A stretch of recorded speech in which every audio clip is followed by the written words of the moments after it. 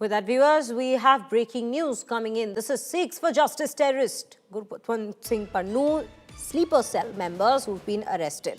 Both sleeper cell members arrested in Delhi just before January 26th. Attempts were made to disrupt the atmosphere by writing pro-Khalistan slogans in two locations in Delhi. Both accused that in that very case have now been arrested by the Delhi police. Gurpatwant Singh Pannu had in fact offered rupees 2 lakhs to have Khalistan Zindabad written in Delhi, and this would not be the first attempt that they have made of doing such disruptive activities, engaging in such disruptive activities right before a crucial day that our country is celebrating. This entire conspiracy was again hatched in Canada. It's a close associate of Pannu based in Canada itself who had hired Baljinder and Rohit, alias Kirat, to carry out this very task in the national capital. Baljinder drives an ambulance in Delhi while Rohit is his associate. The mastermind, who's a resident of Tilak Nagar, had gone to Canada a few days before January 26th and was in direct contact with Pannu.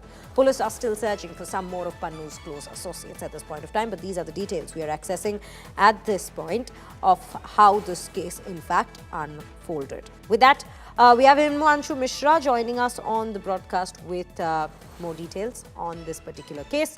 Himanshu, very good morning to you. What are we learning of? हमें और क्या जानकारी मिल रही है इस case के बारे में? 2 लोगों को ऑलरेडी अरेस्ट किया गया है.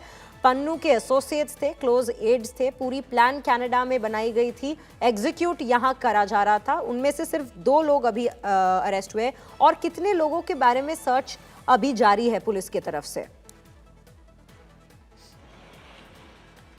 देखिए, ये पहले भी ये जो पन्नू है इसकी ये पहले भी मॉडस ऑपरेंडी देखने को मिली है कि ये पैसों का लालच देता है और किसी भी ऐसे शख्स की तलाश करता है जिसे पैसों की जरूरत हो. क्योंकि हमने देखा था कि इसके पहले भी जिन लोगों ने पन्नू के कहने पर दिल्ली की दीवारों पर अगर कोई कुछ भी लिखा था तो जब वो पकड़े गए थे तो यही समझ में आया था कि किस तरीके से पन्नू ने उन्हें अपने जाल में फंसाया था.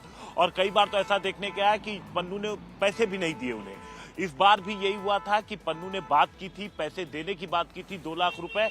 और हालांकि दावा जरूर किया गया लेकिन कहीं भी दीवार पर कुछ लिखा हुआ नहीं पाया गया था. लेकिन पुलिस ने इस मामले में अलग अलग एफआईआर दर्ज की थी. दिल्ली पुलिस की स्पेशल सेल, लोकल पुलिस, जो रोहिणी की पुलिस है, लगातार उन लोगों की तलाश में थी जो लोग यहां पर लिखने की फिराक में थे या किसी भी तरीके से पन्नू से जुड़े हुए थे, किसी भी लिंक से, किसी भी सोर्स से जुड़े हुए थे.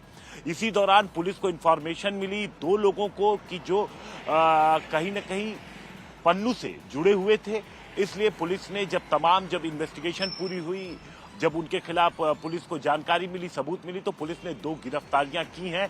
आगे की इन्वेस्टिगेशन अब की जा रही है कि किस तरीके से बातचीत होती थी, बीच में और कौन कौन है और ये जो पूरा नेक्सस है वो चल कैसे रहा था. जी हिमांशु, जैसे कि आप कह रहे हैं कि पहले भी ऐसे हादसा हम देखने को मिला है हमें दिल्ली से ही, और ऐसे इंपॉर्टेंट दिनों के जस्ट पहले ऐसे मॉडस ऑपरेंडी हमें एग्जीक्यूट होते हुए भी दिखाए कुछ केसेस में. हमें ये सारी जानकारी देने के लिए बहुत बहुत धन्यवाद. Well viewers, that is what we are learning at this point of time, and these are the latest updates into this very case.